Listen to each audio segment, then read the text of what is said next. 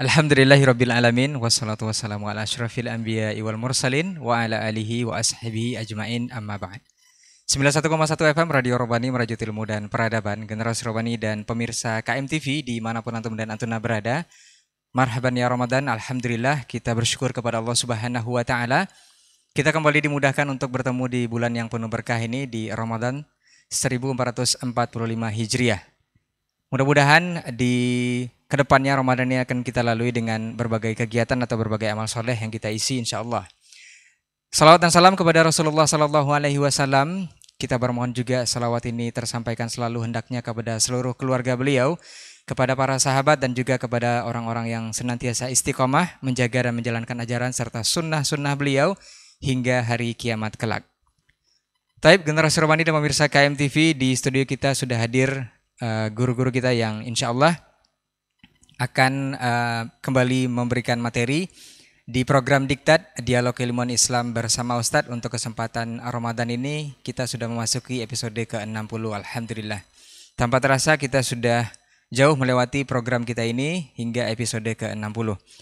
Dan alhamdulillah untuk kesempatan hari ini sudah hadir kedua guru kita.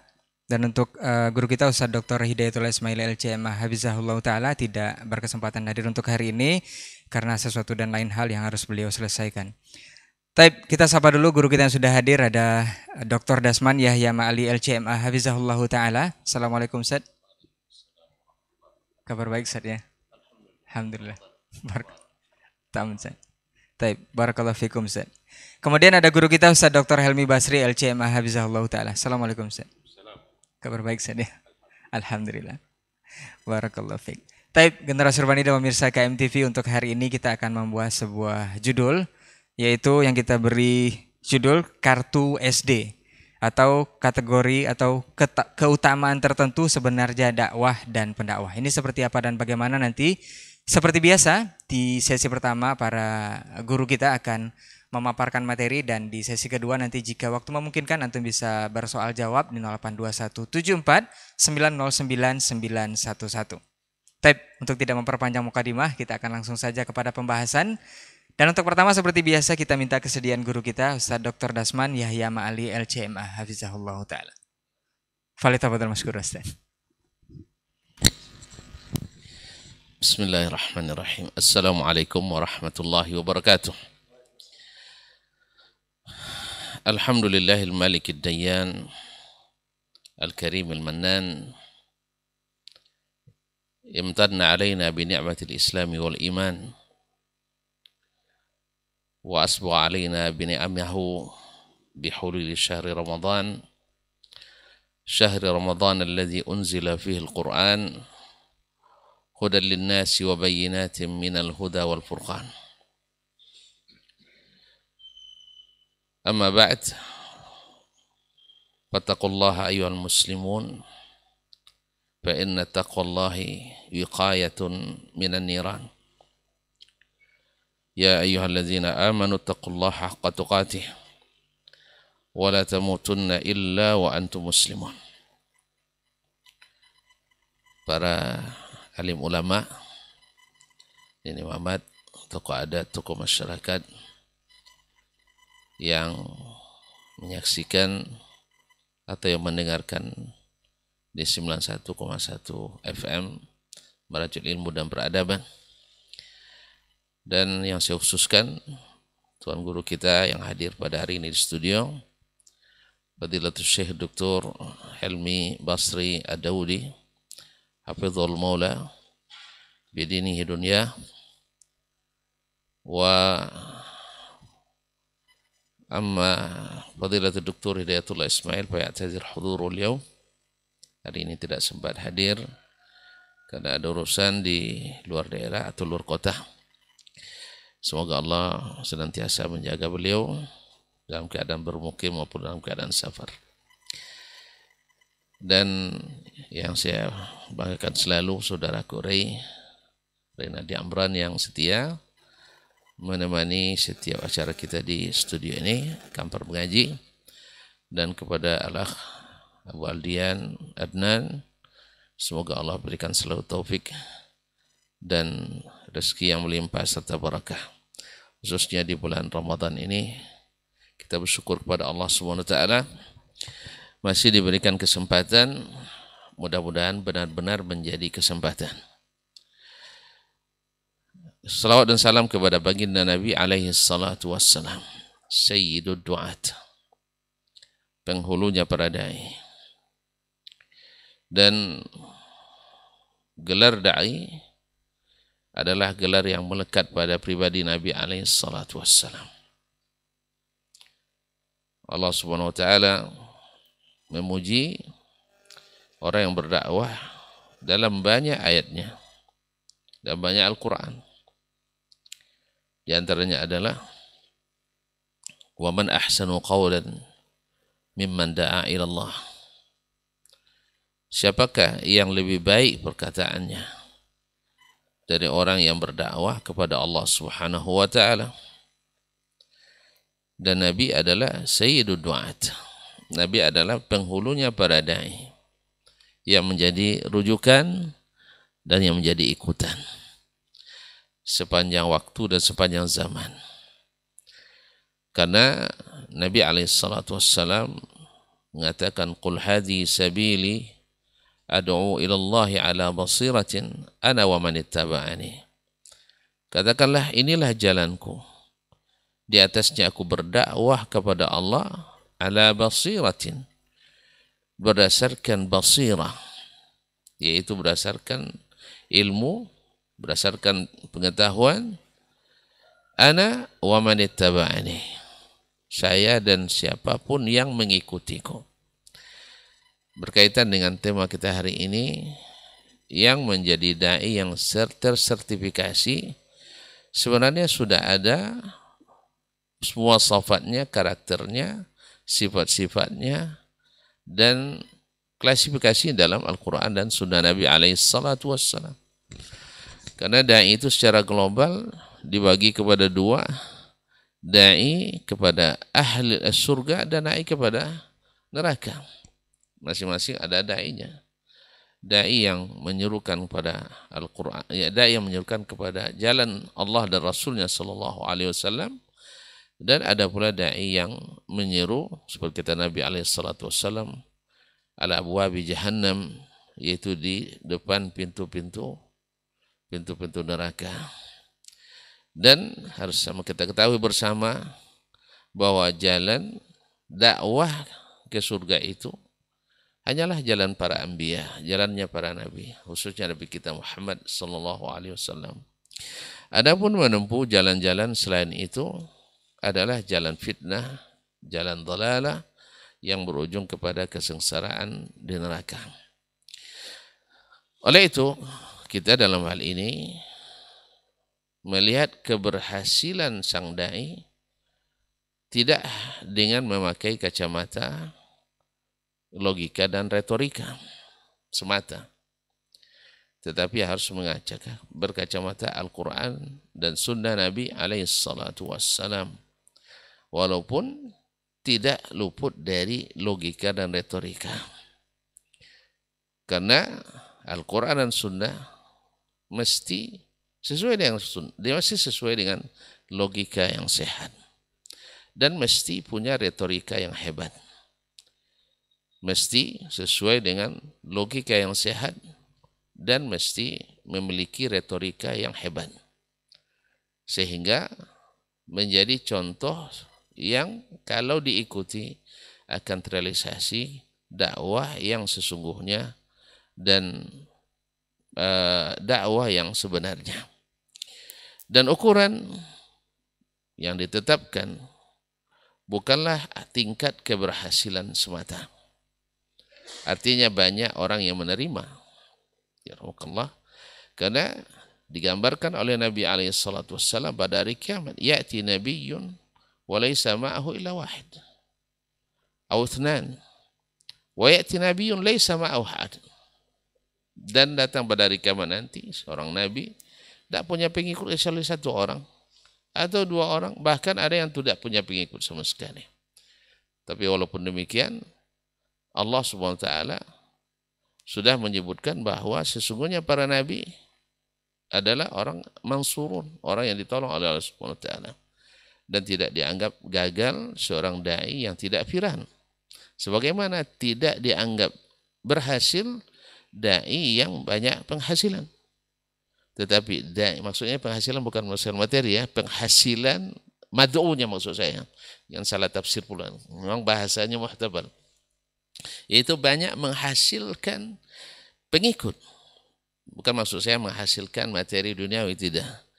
Jadi antara dai yang berhasil itu bukan dari sisi banyaknya semata, tetapi adalah dari sisi yang lain yang mungkin akan disebutkan. Di antara muwasafat dai yang tersertifikasi berdasarkan Al-Quran, sudah banyak para ulama menulis tentang masalah sifatul da'iyatin najih wal mu'athir, sifat para dai, yakni klasifikasi dai yang memiliki standarisasi yang berhasil. Yang pertama adalah dai yang ikhlas karena Allah Subhanahu wa taala. Ini sifat pertama yang harus dimiliki oleh seorang dai, bahwa dia berdakwah mesti dengan penuh keikhlasan lillahi tabaraka wa taala. Tidak mengharapkan jazaan wala syukura. Tidak mengharapkan balasan dari manusia dan tidak pula sanjungan dan pujian. Karena ini akan berkaitan dengan sifat yang lain, yaitu as-sidqu fid da'wah, yaitu mesti jujur dalam berdakwah. Orang yang tidak ikhlas atau kurang ikhlas dalam berdakwah akan berkurang pula sidiknya dalam dakwah. Akan berkurang pula sidik dalam dakwah, dan ini mujarrab dilihat dari dai-dai yang ikhlas. Dia la yadurru laumatu laim. Dia tidak akan terpengaruh oleh celaan yang mencela, apalagi pujian orang yang memuji. Karena yang dituju adalah lillah wa fillah. Karena adalah dakwanya kepada Allah, ilallah wa fillah wa lillah. Yaitu dakwanya kepada Allah, di jalan Allah, dan kepada Allah Subhanahu wa ta'ala. Sehingga yang dicari bukan kepuasan para pengikut, tapi yang dicari adalah lurusnya jalan para pengikut. Ini yang pertama. Yang kedua, di antara sifat yang harus dimiliki oleh seorang dai adalah ketakwaan. Karena sesungguhnya dakwah itu kerja berat. Tetapi orang yang bertakwa Allah ringankan. Wa may yattaqillah yaj'al lahu makhraja. Wa may yattaqillah yaj'al lahu min amrihi yusra. Orang yang bertakwa kepada Allah, Allah berikan baginya jalan solusi yang baik, solusi yang tepat dalam setiap keadaan, dan Allah mudahkan segala urusannya. Dan tidak mungkin, karena agama atau dakwah ini mengajak orang untuk bertakwa pada Allah, dan tidak mungkin akan bisa berpengaruh pada ketakwaan orang yang tidak memiliki ketakwaan.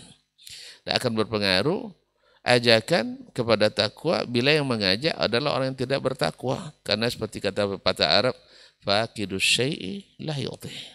Orang yang tidak memiliki tidak akan mungkin memberi. Apa yang mau diberikan dia tidak punya. Makanya seorang dai mesti bertakwa dan kuat silahnya dengan Allah Subhanahu wa taala. Berusaha untuk menjadi yang pertama melakukan apa yang dikatakan. Kita teringat ketika Imam Al-Hasan Al-Basri rahimahullah diminta oleh seorang jemaah di Masjid Kabir Jami'ul Basrah, karena dia imam dan khatibnya. Ya imam, tolonglah khutbah tentang keutamaan memerdekakan hamba sahaya. Ya insya Allah. Ditunggu, tidak juga.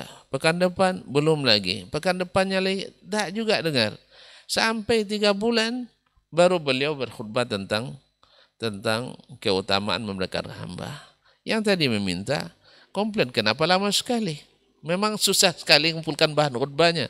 Kata beliau, saya belum pernah merasakan kelezatan memerdekakan hamba. Oleh sebab itu selama 3 bulan ini saya berusaha untuk mencari sesuatu yang dengannya aku beli seorang hamba dan langsung dimerdekakan.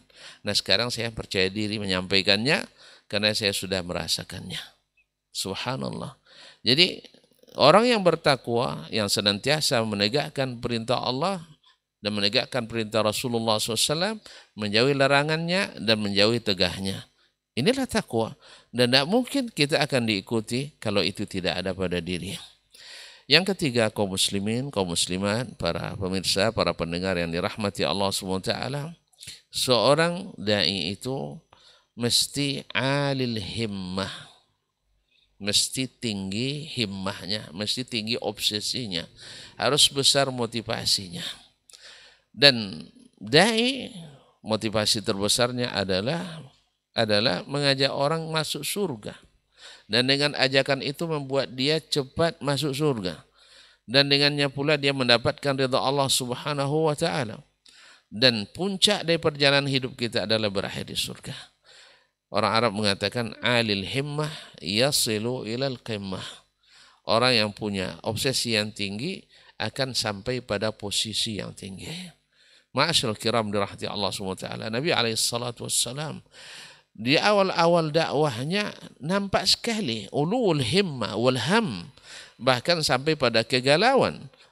Fala'allaka bakhi'un nafsaka ala atharihim illam yu'minu bihadzal hadithi asafa. Barangkali engkau Muhammad sampai ingin membinasakan dirimu karena mereka tidak menerima dakwahmu. Subhanallah. Sangat-sangat sedih Nabi alaihi salatu wasallam dakwah tidak terima. Demikian juga seorang dai kalau seandainya sudah berdakwah ke sana kemari tapi tidak melihat hasil sama sekali, dia mesti risau. Jangan-jangan ada sesuatu yang tidak dilaksanakan. Ada sesuatu yang menjadi penghalang. Mungkin tadi keikhlasan yang kurang atau ketakwaan yang tak pernah meningkat sehingga para dai pun pada tidak menerima dakwah kita. Dan ini harus menjadi ham. Nah, sehingga kita bukan hanya merubah orang lain, tetapi juga merubah diri kita sendiri. Ma'asyiral kiram yang dirahmati Allah SWT. Mohon maaf agak panjang dikit saya. Nah, apalagi kita berduanya. Nah, sampai tidurlah sedikit saya. Kaum muslimin, kaum muslimat dirahmati Allah SWT. Alil himmah yasilu ilal qimmah. Nabi SAW dibujuk dengan berbagai bujukan. Apa yang tidak disampaikan Nabi? Mau jadi raja, ya siap orang menjadikannya raja. Mau menikah dengan wanita tercantik, mereka siapkan wanita tercantik. Atau mau apalagi harta, kumpulkan sampai menjadi orang terkaya. Subhanallah. Ternyata ini tidak membuat dia terseret, tidak membuat dia mundur dari berdakwah. Subhanallah. Kaum muslimin dan muslimat, beda dengan dai-dai yang tidak sertifikasi secara syar'i, akan kita lihat diberikan sebuah mobil butut aja berubah arah dakwanya. Bisa. Kenapa? Karena tidak memiliki sertifikasi yang dari Allah dan Rasulnya Sallallahu Alaihi Wasallam. Berubah 100% atau 180 derajat. Nasallallahu alaihi wasallam. Ma'asyiral kiram dirahmati Allah. Kemudian yang juga di antara sifat yang harus dimiliki adalah mesti berilmu. Dan dalam hal ini tidak cukup hanya kecerdasan, walaupun kecerdasan adalah alat untuk mencari ilmu. Tapi ingat, tidak semua yang cerdas memiliki ilmu. Tetapi semua yang berilmu mesti cerdas. Dan tidak setiap yang berilmu mengamalkan ilmu atau mengikutinya. Maka di sini datang lagi peluang syaitan untuk menyesatkan. Karena orang tersesat itu ada dua sebab. Yang pertama, tidak berilmu. Tentu saja dia tidak tahu arah. Kemana harus berdakwah. Dia tidak tahu membedakan. Dia dengar ini mengatakan, menafsirkan begini, dia ikuti. Coba bayangkan Ustaz. Hadis tentang larangan untuk melakukan bid'ah bisa menjadi hadis untuk mendukung bid'ah. Hadis atau ayat tentang larangan berbuat bid'ah bisa menjadi ayat dan hadis untuk mendukung perbuatan bid'ah. Nasallallahu alaihi wasallam. Demikian juga kadang-kadang ayat menegah atau hadis melarang tetapi bisa dibalikkan menjadi penyuruh dan perintah. Contoh misalnya. Qul ya ahlal kitab ta'alu ila kalimatin sawa'in bainana wa bainakum. Ini Dijadikan ayat untuk menyatukan semua agama. Atau menganggap sama semua agama. Atau bekerja sama menjadi satu keluarga. Seperti yang sekarang kalau di Arab terkenal dengan Al-Baitul Ibrahimi. Ya, digadang-gadang oleh salah seorang syekh besar di Mesir, dan juga diadopsi juga oleh para penguasa di Emirat. Nasallallahu alaihi wasallam. Sebut Al-Baitul Ibrahimi artinya rumah Ibrahim. Dengan alasan Ibrahim melahirkan Ismail, merupakan nabi dari kalangan Arab. Melahirkan Ishak, merupakan nabi yang keturunannya banyak nabi dari kalangan Bani Israel. Dari kedua nabi ini lahir nabi yang membawakan agama Yahudi, agama Nasrani, dan agama Islam yang ada hari ini. Berarti kalau satu bapak, kenapa tidak disatukan saja? Padahal ayat ini adalah ayat yang memisahkan kita dengan mereka, bukan ayat untuk menyatukan. Apa yang karena hadis itu baru titik koma. Alla na'budu illallah, bahwa kita tidak beribadah kepada Allah. Nah, mungkinkah ini bersatu? Tak mungkin. Wala nusyrika bihi syai'a, bahwa kita tidak menyekutukannya dengan sesuatu apapun. Tidak mungkin Yahudi dan Nasrani mau itu. Karena apa? Yang tidak menyekutukan Allah itu hanya orang Islam. Hanya orang beriman. Kemudian wala yattakhidha ba'duna ba'dan arbaban min dunillah. Kita tidak saling menjadikan sesama manusia, baik itu ulama maupun tokoh agama, sebagai tuhan-tuhan tandingan selain Allah. Tuhan-tuhan tandingan selain Allah. Apa itu? Nabi menafsirkan itu dengan alaisu idza istahallu haraman istahlaltumu. Bukankah ketika mereka menghalalkan yang haram, kalian ikut menghalalkannya? Wa idza haramu halalan haramtumu, dan bila mereka mengharamkan yang halal akan ikuti. Itulah ittikhadhum arbaba min dunillah. Nah, maka seorang dai mesti berilmu, karena kalau tanpa ilmu walaupun cerdas, dia akan menjadi dai yang menyesatkan, membawa kepada neraka jahanam. Dan yang keenam atau yang kelima adalah ilmu yang diamalkan. Ilmu yang diamalkan, karena itu ilmu itu amanah. Sehingga ilmu itu disampaikan dan diamalkan. Dan Nabi SAW adalah yang paling mengamalkan ilmu. Inni atqakum lillah wa alamukum bih. Dan saya adalah paling bertakwa kepada Allah dan yang paling berilmu tentang Allah daripada kalian. Di antara sifat yang tersertifikasi dalam Al-Quran dan Sunnah Nabi SAW, seorang dai mesti sahibu khuluqin hasan, bahkan mesti ahsanu khuluq. Seorang dai itu mesti punya akhlak yang sangat baik. Kemudian cara beradab al-ta'amul ar-raqiyah, yaitu adab berta'amul dengan manusia dengan adab yang tinggi. Nabi SAW, coba bayangkan berhadapan dengan orang non-muslim, mad'u, orang kafir sendiri, beliau memberikan haknya berbicara. Ya silakan, siapa yang mulai dipersilakan. Kemudian dipanggil dengan panggilan yang dia sukai, karena ini tidak laku secara syariat. Seperti Nabi berkirim surat kepada Heraklius, apa dia katakan? Ila Herakl azimir Rum. Kepada Herakl adalah pembesar Romawi, dia memang pembesar. Coba kalau dia tulis kepada ahli neraka Heraklius, subhanallah. Nah, kemudian dia katakan, assalamu ala man ittaba'al huda. Orang dengar, semoga dapat salam kepada orang yang mendapatkan hidayah. Seolah-olah dia, tujuan kepada dia, semoga dapat keselamatan dan dapat hidayah. Bayangkan kalau Nabi SAW langsung saja, aslim taslam. Enggak, dimulai muqaddimah azimir Rum. Assalamualaikum warahmatullahi wabarakatuh. Bertemu pula dengan Utbah bin Rabi'ah. Dia ngajak untuk negosiasi. Nabi siap duduk beradu lutut dengannya. Awak sesama awaknya, ya sama muslim kadang jangan beradu lutut. Adu mata aja panas. Kaum muslimin dan muslim enggak beradu lutut dengannya. Lalu Nabi SAW mempersilahkan ya Abul Walid. Kemudian setelah selesai, intahaita ya Abul Walid, sudah selesai, dipanggil dengan panggilan Abul Walid, karena orang Arab itu suka dipanggil dengan panggilan yang dengan kunyah, dengan kunyahnya dipanggil. Lalu waktu Nabi SAW menyampaikan, yaitu membacakan ayat-ayat suci Al-Quran kepadanya.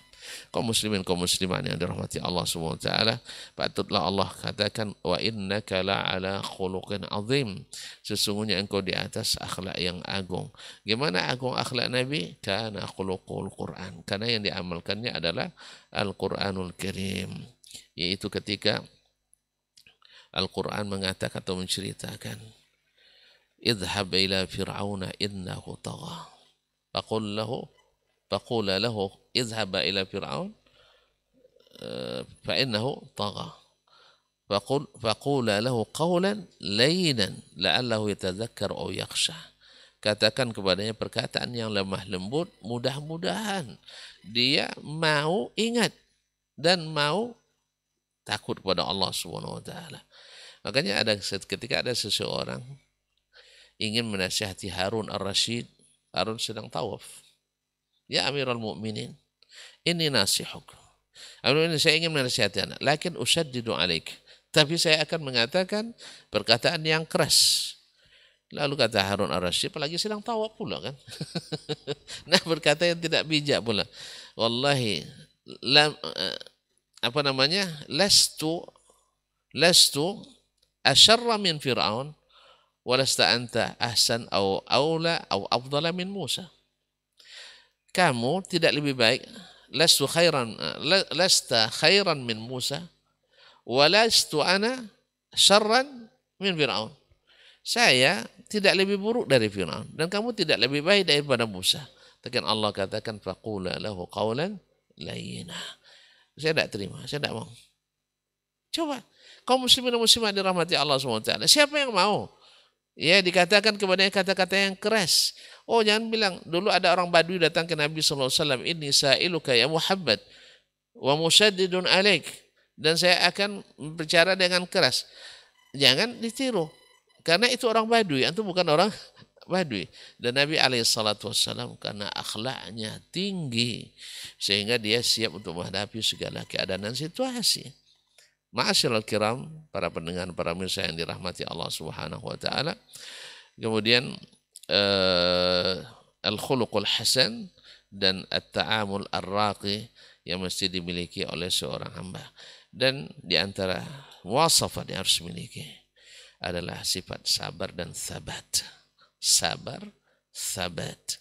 As-sabr wa sabat. Yaitu sabar itu bisa bertahan sehingga kita tetap teguh dengan prinsip.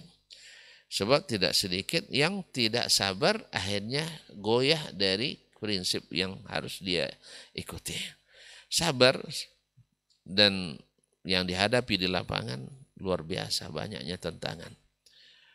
Oleh sebab itu Nabi Al-Quranul Karim isyaratkan, wal asri innal insana lafi khusr illa allazina amanu, kecuali orang beriman, wa amilus salihat, mengamalkan ilmunya, kemudian wa tawasau bil haqq, dan selalu berwasiat untuk kebenaran.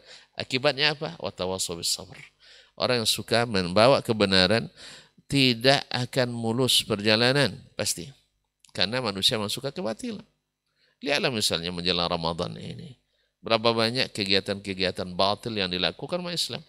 Nah, dibiarkan? Dai tak boleh membiarkan. Kalau dikatakan dai harus berhadapan dengan arus yang sangat besar. Arus yang sangat besar.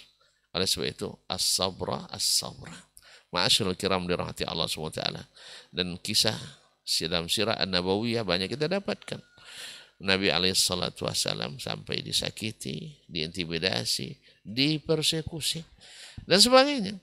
Dan semoga Allah memberikan hidayah kepada kaum muslimin yang suka menghalang-halangi dakwah para da'i, yang mudah-mudahan Allah berikan taufik hidayah kepada semuanya untuk sabar dan menahan diri sehingga tidak tergolong seperti yang dilakukan orang-orang jahiliyah dulu terhadap Nabi SAW. Taib. Dan yang tidak kalah pentingnya, seorang da'i mesti selalu, tapi ada kaitan dengan pertama tadi, bertakwa pada Allah, yaitu senantiasa tawakal dan berdoa kepadanya dan mengembalikan segala urusan kepadanya.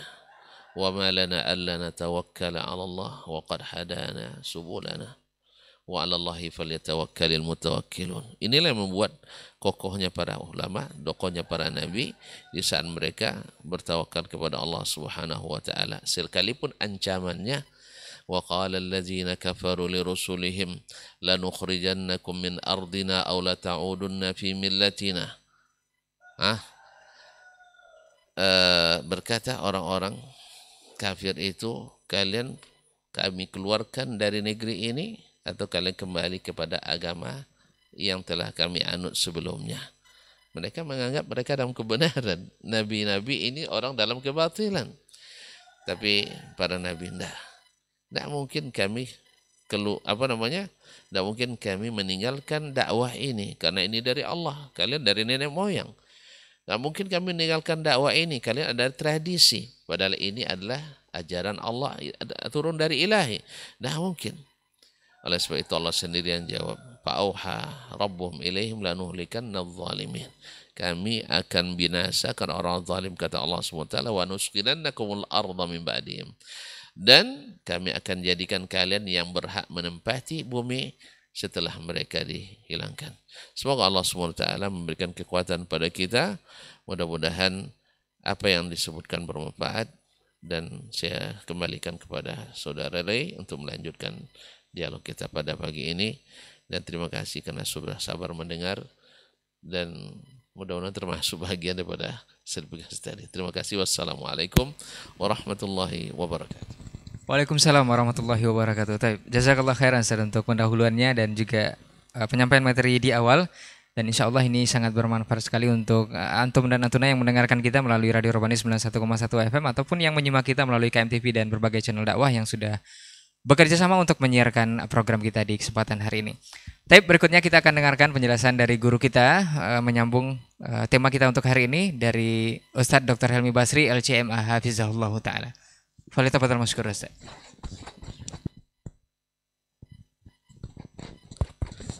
Bismillahirrahmanirrahim. Assalamualaikum warahmatullahi wabarakatuh. Alhamdulillahi wahdah. Wassalatu wassalamu ala man la nabiyya ba'dah. Asyhadu an la ilaha illallah wahdahu la syarikalah wa asyhadu anna Muhammadan abduhu wa rasuluh la nabiyya ba'dah. Guru kita Dr. Dasman yang sama-sama kita hormati, Saudara Ray, Saudara Adnan, dan seluruh pemirsa KMTV serta pendengar setia Radio Robbani dimanapun berada. Semoga Allah Subhanahu wa Ta'ala selalu membimbing kita untuk tetap istiqamah dalam memperbanyak ibadah dan kebaikan, khususnya selama bulan Ramadan. Pantas kita bersyukur kepada Allah, pada pagi ini kita kembali dimudahkannya untuk mengisi waktu dengan berbagi, bermuzakarah, membicarakan hal-hal yang berkaitan dengan agama. Semoga ini menjadi ibadah bagi kita bersama dan semoga dicatat masuk dalam catatan kebaikan kita yang insya Allah di akhirat kelak membuat timbangan kebaikan itu menjadi berat, mengalahkan timbangan dosa. Berselawat dan bersalam kita kepada Rasul kita yang mulia Nabi Muhammad sallallahu alaihi wasallam. Allahumma salli ala Muhammad wa ala ali Muhammad. Mudah-mudahan kita semakin setia berada di atas sunnahnya. Mudah-mudahan kita senantiasa dimampukan oleh Allah Subhanahu wa Ta'ala untuk membuktikan cinta dan rindu kita kepada beliau, karena beliau adalah orang yang sangat merindukan kita dan sangat mencintai kita. Mudah-mudahan di hari mahsyar kita bisa mendapatkan syafaat dan pertolongan dari beliau. Amin, amin ya rabbal alamin. Para pendengar, para pemirsa, dan ikhwah sekalian yang dirahmati Allah, Tema kita pada pagi hari ini adalah kartu SD, syarat dan ketentuan dakwah atau dai dalam perspektif Al-Quran dan Sunnah Rasulullah Sallallahu Alaihi Wasallam. Saya kira sudah sangat banyak sekali yang disampaikan oleh guru kita tadi, Dr. Dasman, terkait dengan sifat Da'iyatun Najah. Hal-hal yang harus dimiliki oleh da'i, dan itu sebenarnya adalah cara Islam untuk mensertifikasi da'i. Saya mendengar dari awal hampir tidak ada sisi yang tertinggal, sehingga apa yang akan saya sampaikan barangkali mengulang apa yang telah beliau sampaikan, atau mungkin ada sisi-sisi sedikit yang mungkin sebagai tambahan. Mengulang ataupun menambah, dua-duanya akan baik, karena wadzakir fa inna dzikra tanfa'ul mu'minin. Satu hal yang perlu diketahui bahwa berdakwah itu adalah pekerjaan amalan yang sangat mulia, dan itu merupakan pekerjaan semua para nabi. Dari yang pertama sampai nabi yang terakhir, tugasnya memang adalah untuk menjadi da'i, untuk menjadi pendakwah, menyeru kepada kebaikan, menyeru kepada jalan Allah Subhanahu wa ta'ala. Ud'u ila sabili rabbika bil hikmati wal mau'izatil hasanah. Ud'u ila sabili rabbik. Ajaklah, berdakwahlah engkau, ajaklah mereka kemana mereka diajak, ila sabili rabbik, kepada jalan Rabbmu. Jadi kalau seandainya ada da'i, ada orang-orang yang memasukkan dirinya ke dalam kafilah duat, berarti mereka mesti mengajak kepada jalan Allah Subhanahu wa ta'ala. Bukan mengajak kepada jalan golongan tertentu, bukan mengajak kepada kepentingan diri dia, bukan pula mengajak kepada hal-hal yang lain, tetapi satu hal yang mesti adalah ila sabili rabbik, mengajak kepada jalan Rabbmu. Dan jalan Rabb itu, kata sabil di situ hanya dalam bentuk mufrad, karena jamaknya adalah subul. Maka jalan menuju Allah itu berarti hanya satu. Satu jalan itu yang harus kita tempuh agar kita sampai kepada apa yang diinginkan oleh Allah Subhanahu wa ta'ala. Begitulah para nabi dulu. Ketika Nabi Hud diutus kepada kaumnya Ad, ya qaumi u'budullah ma lakum min ilahin ghairi. Wahai kaumku, sembahlah Allah, di mana tidak ada ilah yang pantas untuk disembah selain daripada Dia. Nabi Syuaib dikirim pula kepada kaumnya, Nabi Saleh dikirim pula kepada kaumnya. Semua nabi, setiap mereka dikirim, memang pesan mereka adalah u'budu Allah, u'budu rabbakum, sembahlah Allah, sembahlah Rabb kalian.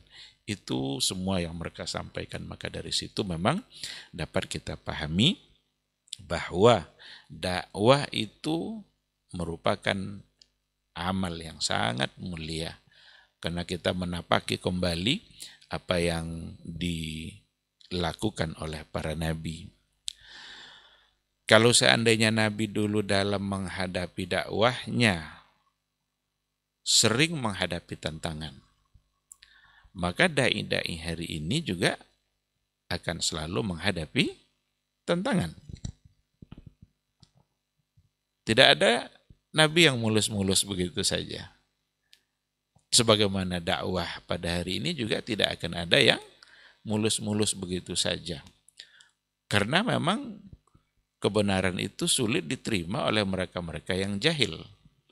Kebenaran itu sulit diterima oleh mereka-mereka yang memang cenderung mengikuti hati dan perasaannya.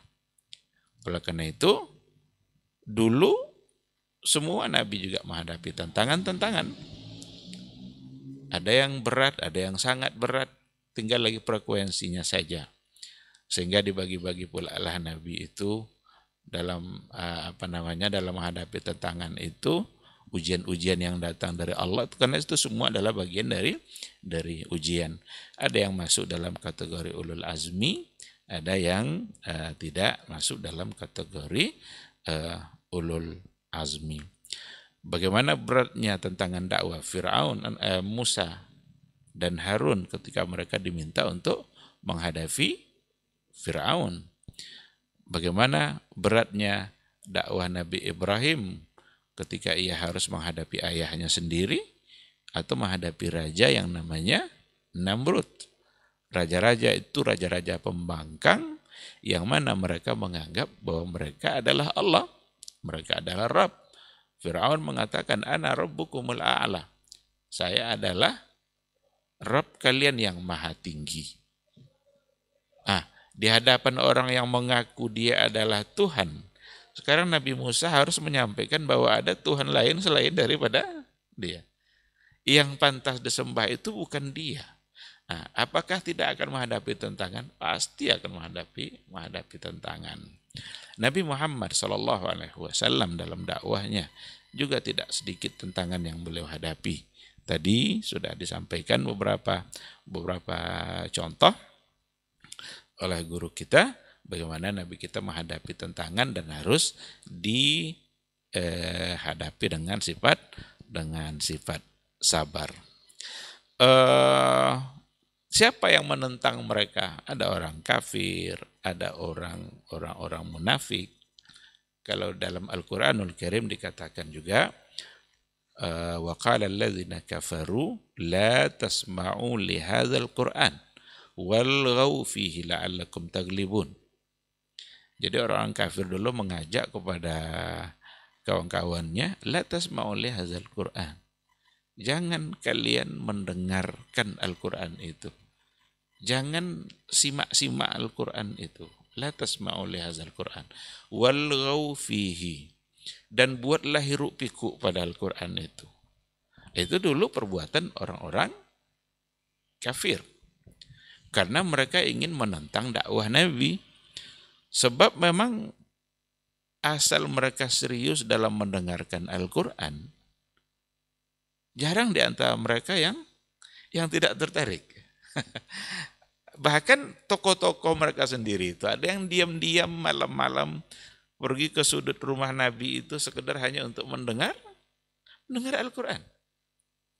Seperti yang dikisahkan itu, ternyata ada dua orang yang berada pada sudut yang berbeda. Tanpa mereka mengetahui. Satu di sudut sini, satu di sudut yang sebelah lagi.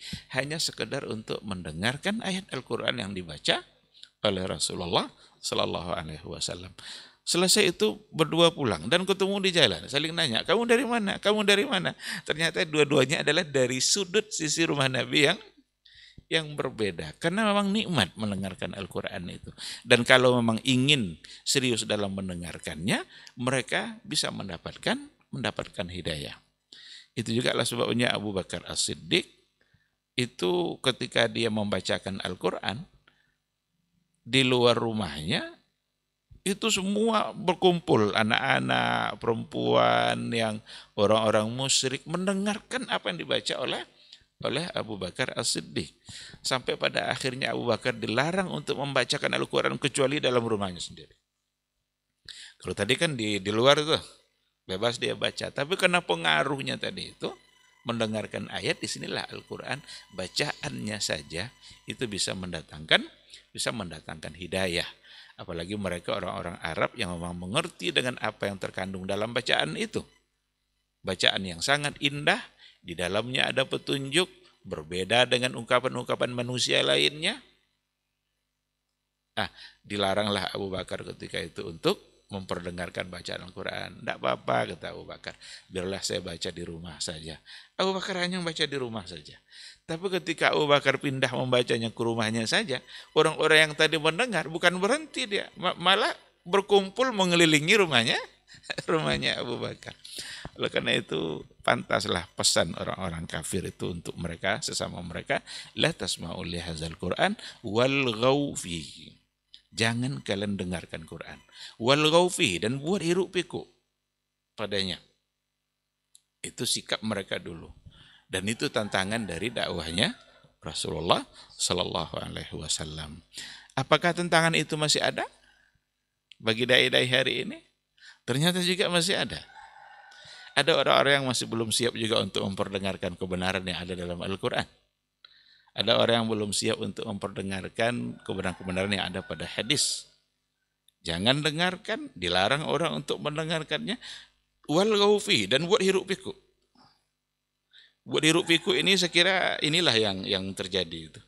Ketika ada dai-dai yang yang menyampaikan kebenaran tapi barangkali tidak sesuai dengan apa yang mereka inginkan, lalu dibuat heboh atau dihentikan kajiannya, dihalangi untuk menyampaikan kebenaran, ternyata kebenaran itu akan mencari jalannya sendiri. Karena Islam itu dibantu oleh Allah, dakwah yang benar itu ditolong oleh Allah, Allah yang akan memudahkannya. Ketika dilarang di satu tempat, tapi mungkin akan dimudahkan pada tempat yang lain. Ketika dilarang di satu tempat, ternyata itu hanyalah cara Allah untuk mengembangkan dakwah tauhid, untuk mengembangkan dakwah kebenaran, dakwah al-haq, dakwah sunnah, agar orang semakin penasaran. Kenapa kok dilarang? Ada apa? Orang malah akan semakin mencari tahu. Hakikatnya seperti apa. Dan pada akhirnya justru membuat dakwah semakin berkembang. Tapi mudah-mudahan kita sesama umat Islam harus mengerti dengan hakikat kebenaran itu. Sebab memang kalau kita bicara tentang tantangan dakwah, ada tantangan dari internal, ada tantangan dari eksternal. Kalau eksternalnya ya barangkali orang-orang kafir, orang-orang yang yang memang benci kepada Islam. Wajar kalau mereka menolak kebenaran. Tapi yang disayangkan itu adalah ketika yang menolaknya juga adalah mereka-mereka yang Islam. Ada orang-orang terpengaruh oleh pemikiran liberal. Mereka Muslim juga, Islam, tetapi terpengaruh oleh pemikiran liberal, maka muncullah bebas dalam memikirkan agama.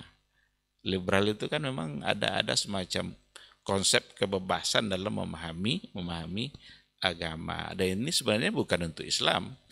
Karena menyematkan kata Islam pada liberal saja itu tidak tepat. Jadi menyebut Islam liberal itu saja sudah tidak tepat. Kenapa demikian? Karena Islam itu tunduk. Islam itu kan memberikan ketundukan. Sementara liberal bebas. Ini tunduk, ini penuh kebebasan. Masa mau disatukan? Itu saja sebenarnya sudah tidak bisa. Maka dalam kajian-kajian orang-orang liberal itu selalu saja saya sudah coba cek beberapa diskusi yang dilakukan oleh orang liberal, mesti tujuannya hanya satu, kritik Quran, kritik sunnah. Mengkritisi apa yang ada dalam Al-Quran, mengkritisi apa yang ada pada dalam hadis. Yang ada dalam hadis Nabi. Bukan tidak boleh mengkritisi, tapi kritikannya harus produktif. Bukan tidak boleh kita menganalisa pada hal-hal tertentu, tetapi analisa yang membangun. Bukan kritik yang menghancurkan. Bukan analisa yang justru menjauhkan kita dari pesan-pesan yang ada di dalam agama.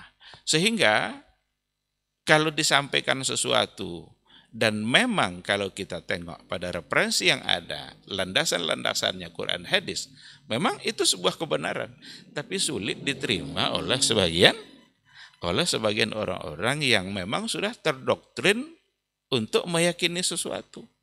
Maka dari sinilah berawal semangat untuk menolak kajian-kajian yang disampaikan oleh mereka-mereka yang insya Allah mudah-mudahan Allah menjaga mereka, kajian-kajian yang memang terstandarisasi lah sesuai dengan Al-Quran dan Sunnah. kadang muncul pula itu kan kalian aja yang menganggap itu kebenaran. Bukan kita yang menganggap kebenaran, karena kebenaran bukan dari kita. Kebenaran dari Allah. Kebenaran itu adalah dari Allah Subhanahu wa ta'ala. Al-haqqu min rabbika fala takunanna minal mumtarin. Maka jangan kalian ragu, jangan kalian merasa bimbang dengan kebenaran yang datang dari Allah Subhanahu wa ta'ala. Ikhwati fillah, oleh karena itu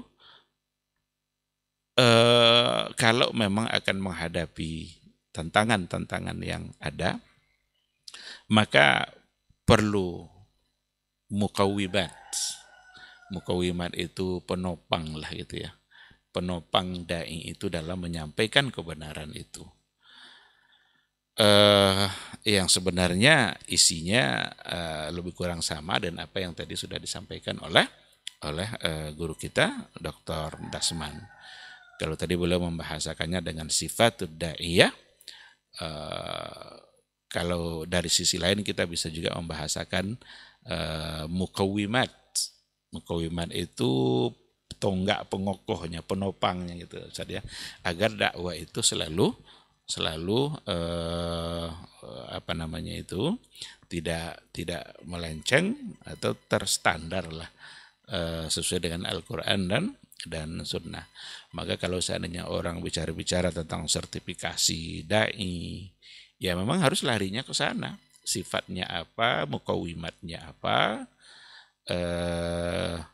dan ke depan ini memang jangan pula dijadikan standarisasi itu sertifikasi itu syarat mutlak bolehnya berdakwah. Kalau seandainya si fulan ini belum mendapatkan sertifikasi dakwah, berarti dia belum pantas untuk berdakwah. Jangan pula dijadikan itu sebagai syarat. Tapi ada memang baiknya untuk melakukan itu. Karena kita tengok perkembangan dakwah di negara kita, di Indonesia, memang nampaknya lebih bebas. Dai itu mau muncul, siapa yang ngomong itu kayaknya bebas saja. Mau dia dalam dakwahnya membawa cerita-cerita palsu, mau dia dalam dakwahnya berjoget-joget, dia menyampaikan atau berselawat tapi di belakangnya perempuan-perempuan yang menari-menari. Ini ada di kita. Dan nampaknya memang perlu ada sertifikasi. Di sisi ini saya sangat setuju. Agar Islam itu tidak semakin kacau nanti disampaikan oleh mereka-mereka yang tidak mengerti dengan Islam yang sebenarnya. Kalau tidak ada, maka ke depan barangkali bisa akan lebih liar lagi.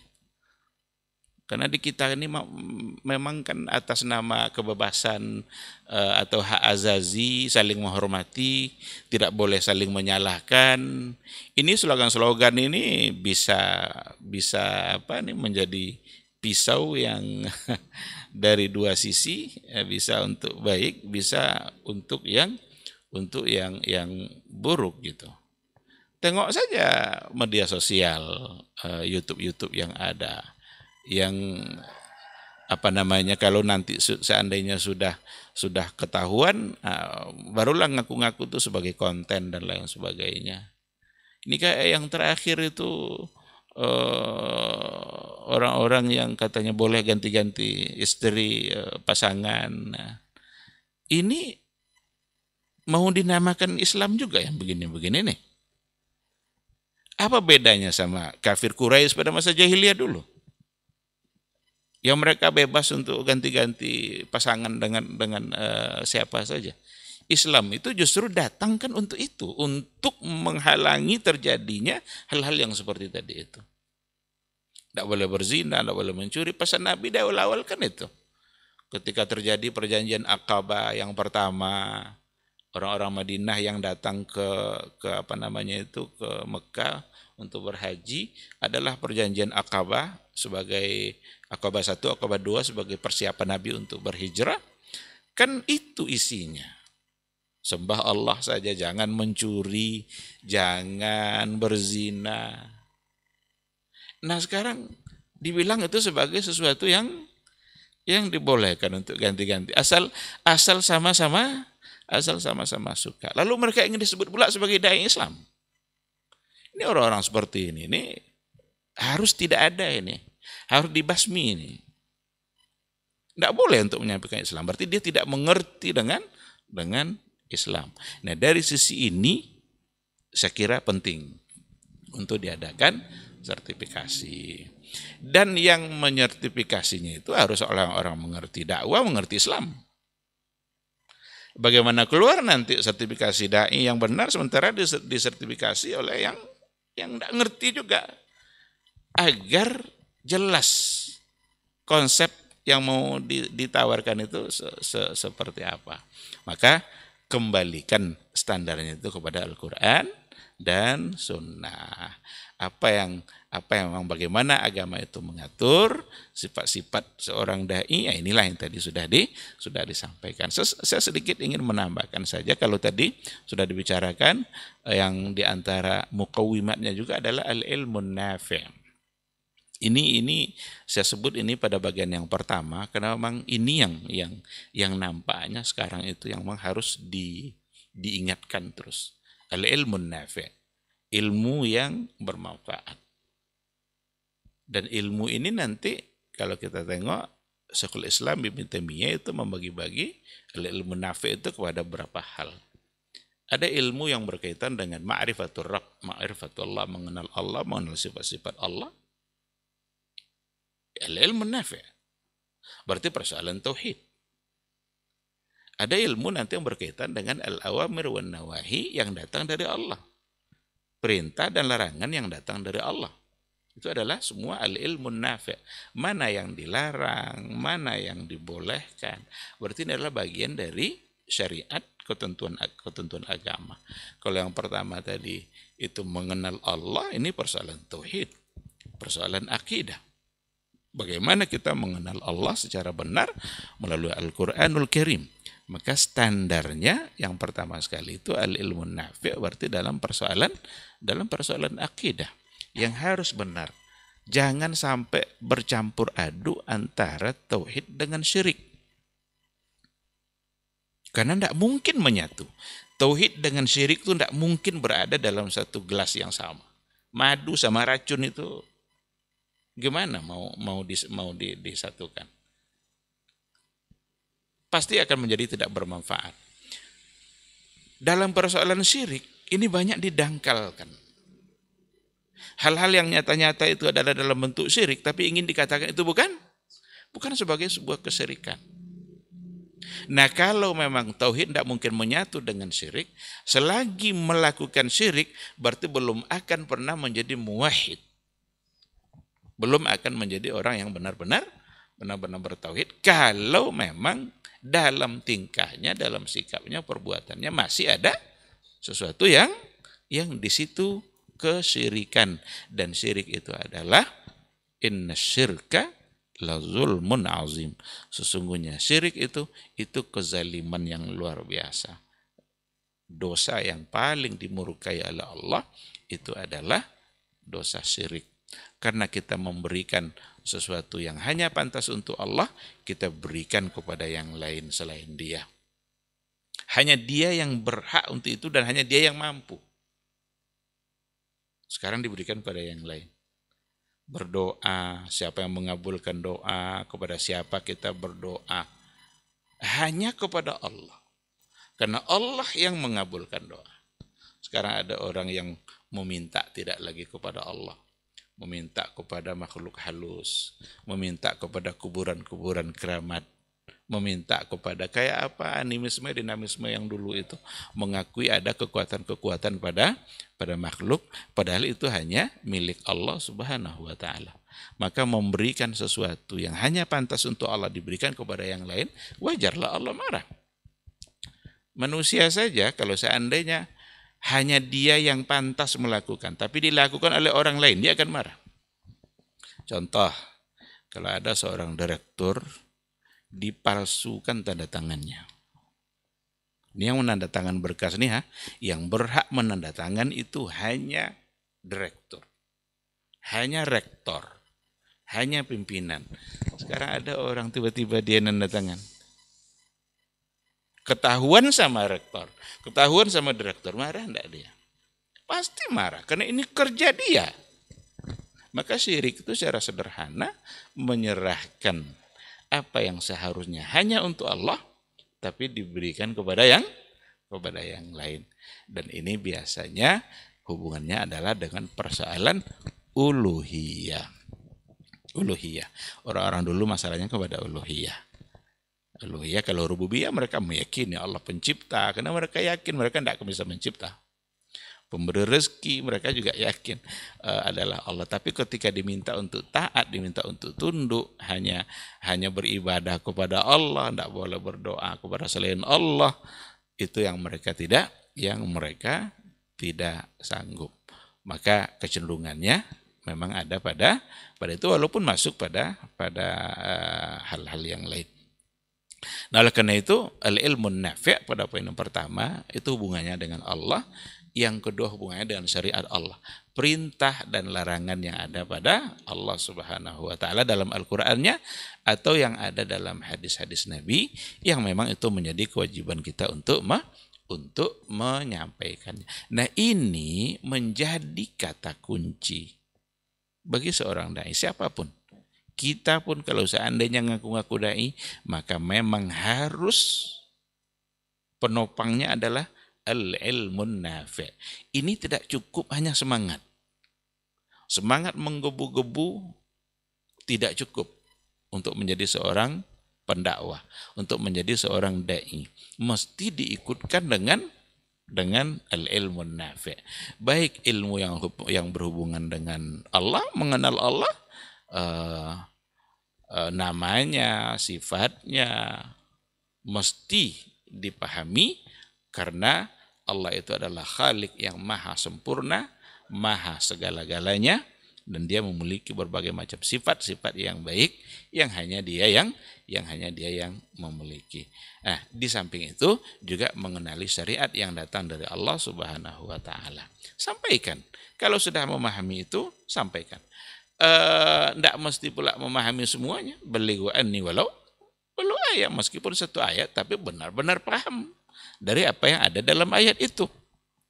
Kalau menunggu menjadi dai itu nanti menunggu hafal pula dulu Sahih Bukhari, berarti sangat sedikit sekali nanti orang yang akan menjadi pendakwah. Padahal Islam ini mesti disampaikan. Kebenaran yang datang dari Islam mesti disampaikan. Nah, oleh karena itu, kalau memang kita sudah mengerti, sudah punya ilmunya, ada ilmu nafi' dari apa yang kita pahami itu, disitulah kita baru dituntut untuk menjadi dai, untuk menyampaikan kebenaran. Di samping kepemilikan ilmu, perlu hikmah. Ud'u ila sabili rabbika bil hikmati wal mau'izatil hasanah wajadilhum billati hiya ahsan. Hikmah itu contoh paling tepat adalah Nabi.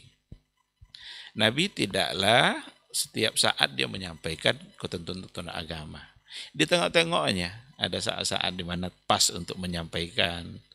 Ada saatnya ternyata nantilah ada ditengoknya sahabat lagi capek-capeknya, mungkin belum pas untuk menerima. Nabi mengundurkan dulu.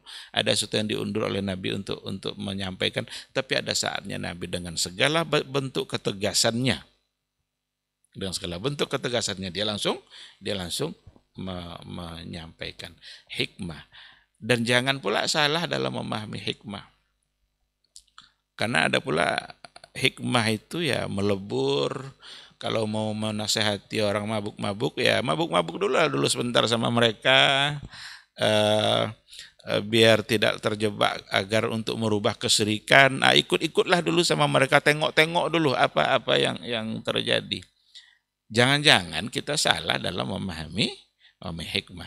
Hikmah itu bukan merubah kebenaran, tetapi menyampaikannya sesuai dengan keadaan dan tepat pada waktunya.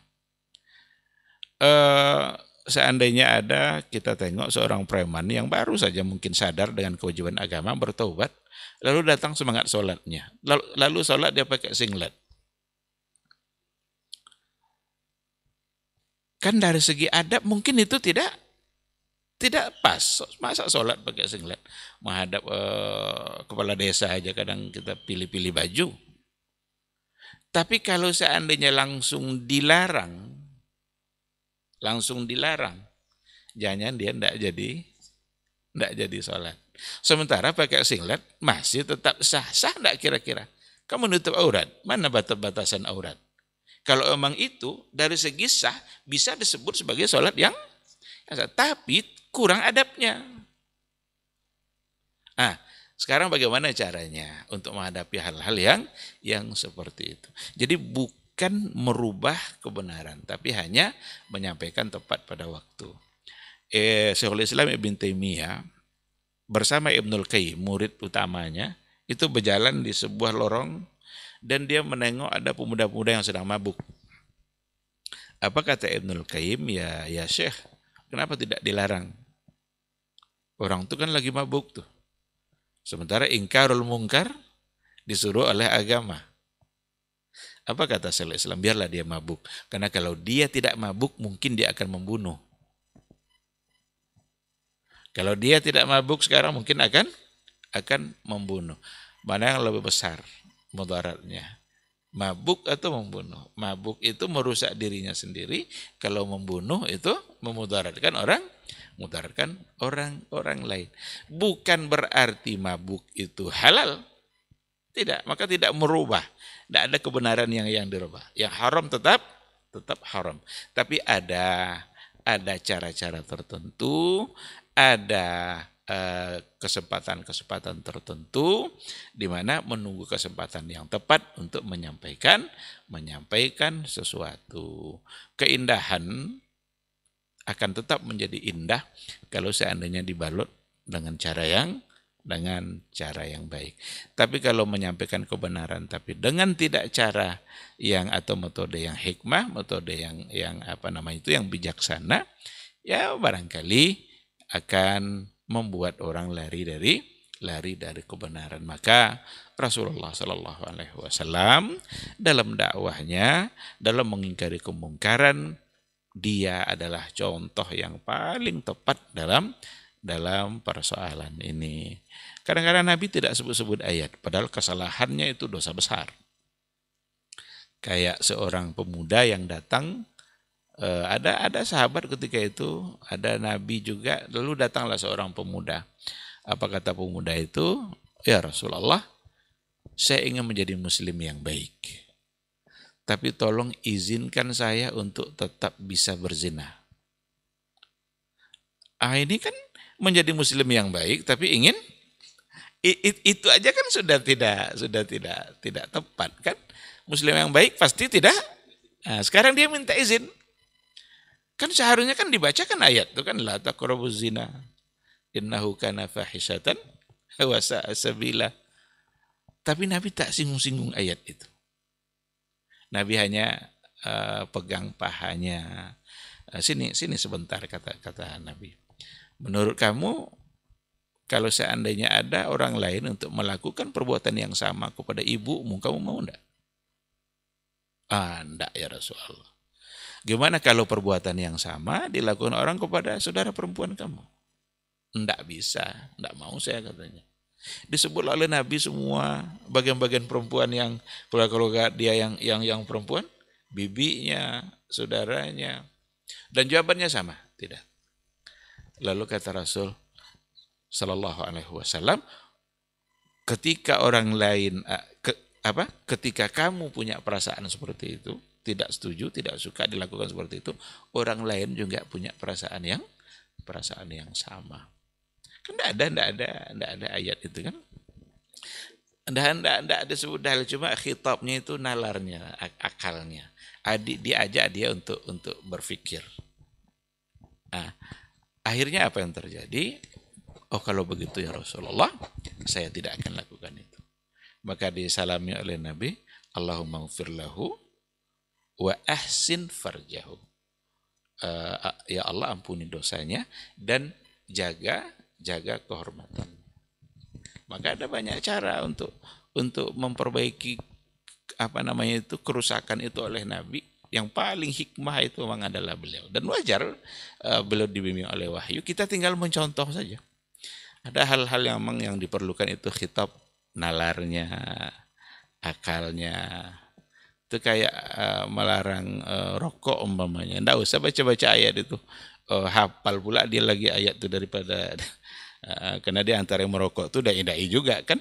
Tentu hafal dia kalau kita baca-baca ayatnya kan. Mungkin bukan ayatnya yang diperlukan di situ. Khitab nalarnya saja. Orang merokok itu egois. Dia bahagia di atas kesengsaraan orang lain. Kalau kita pergi ke rumah sakit jiwa tuh, orang-orang gila itu minta rokok dia. Dikasih duit, enggak mau dia. Tapi rokok yang dia minta. Berarti rokok kesukaan? Gitu-gitu aja caranya tuh. Kalau dibaca ayat, enggak ada ayatnya Pak Ustadz katanya. Hai orang-orang beriman jangan kamu merokok. Enggak akan ada ayatnya. Dibawa pada yang lain dan enggak bisa juga. Nah, maka ini hikmah bagaimana menyampaikan secara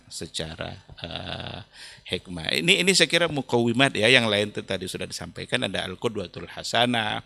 Bagaimana seorang dai memang harus memiliki atau menjadi qudwah hasanah. Jangan sampai dai tetapi justru dia yang tidak dapat dijadikan contoh. Ketika mengajak kepada kebenaran, Nabilah yang pertama untuk melakukannya. Dan ia mengajak keluarganya. Ketika ia melarang orang untuk berbuat dosa, dia pula yang pertama untuk menjauhinya dan mengajak keluarganya untuk tidak melakukan. Langkah itu diikuti oleh Umar bin Al-Khattab. Umar bin Al-Khattab kalau ambil satu kebijakan dipanggil keluarganya. Ini kebijakan yang akan saya putuskan. Kalian ikut ini. Umar bin Abdul Aziz suruh pilih sama istrinya. Saya kalian pilih atau dunia. Berarti ada kedua hasanah. Dan hal-hal lain saya kira tidak perlu saya ulang lagi. Saya hanya mengulang hal-hal yang memang itu terpenting dan memang fokus pada dakwah dan yang harus ada pada dai. Apalagi kalau kita berbicara tentang standarisasi atau sertifikasi dai, maka memang ikutilah bagaimana Islam memberikan kategori kepada dai. Siapa yang pantas untuk berdakwah, siapa yang dipantas untuk disebut sebagai dai, pengajak, disebabkan oleh memang banyak hal-hal yang sudah dangkal dan diperdangkal tentang persoalan ini di kita, sehingga semua bebas untuk menyampaikan apa saja dan dengan cara apa saja. Walaupun untuk konten dan lain sebagainya, tapi pertanggungjawabannya di sisi Allah itu tetap ada. Maka tingkatkan ketakwaan kita kepada Allah, tingkatkan rasa takut kita kepada Allah. Setiap dosa yang dilakukan ancamannya adalah neraka di akhirat kelak. Semoga kita semua selamat dari itu dan semoga kita semua dibimbing oleh Allah Subhanahu wa taala untuk menjadi dai yang benar, dai yang membawa kebenaran. Ada tentangan, maka mudah-mudahan kita diberikan kesabaran untuk menghadapi itu. Mohon maaf terambil waktu agak lebih panjang. Saya sudahi dengan subhanakallah wa bihamdika asyhadu an la ilaha illa anta astaghfiruka wa atubu ilaik. Wassalamualaikum warahmatullahi wabarakatuh. Waalaikumsalam warahmatullahi wabarakatuh. Jazakallahu khairan Ustaz untuk materi kita di kesempatan hari ini. Masya Allah, mudah-mudahan kita bisa mengambil manfaat dari kedua guru kita yang sudah disampaikan tadi, benar-benar untuk bisa menyikapi hal dalam dakwah ini, untuk lebih bisa sabar dan juga bisa lebih hikmah dalam menyampaikan sesuatu kebenaran meskipun dari Al-Quran dan Sunnah Rasulullah Sallallahu Alaihi Wasallam. Tapi di sisa waktu Ustadz, mohon izin untuk membacakan pertanyaan yang sudah masuk di 082174909911. Sepertinya pertanyaan masih berkaitan dengan tema kita untuk saat ini. Untuk yang pertama kita bacakan. Assalamualaikum Ustadz. Berkaitan dengan momen Ramadan yang menenangkan jiwa, menyejukkan jiwa, yang dikatakan adalah bulan cinta dari Allah Subhanahu wa taala. Ada yang mengatakan sebaiknya kita tidak usah menggaungkan dakwah tauhid karena ini sangat sulit dicerna di bulan seperti ini. Karena sudah banyak umat yang disibukkan atau dibingungkan oleh berbagai permasalahan dakwah. Umat butuh ketenangan, umat butuh dakwah yang menyejukkan, saling berangkulan untuk sesama. Itu lebih dibutuhkan daripada dakwah tauhid yang sangat sulit dicerna. Ini mohon penjelasannya Ustadz. Kemudian poin atau pertanyaan yang kedua, apakah berdakwah harus menyampaikan semua atau ada yang disembunyikan? Berkaca dari seorang sahabat Nabi yang tidak menyampaikan beberapa hadis karena takut akan menimbulkan polemik di umat. Jazakallahu khairan Ustaz. Nah.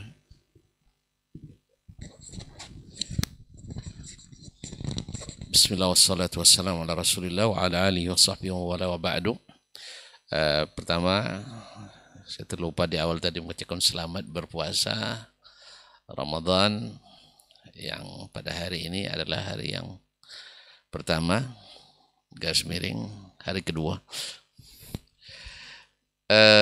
Sebenarnya berdakwah itu justru dakwahlah yang akan menenangkan.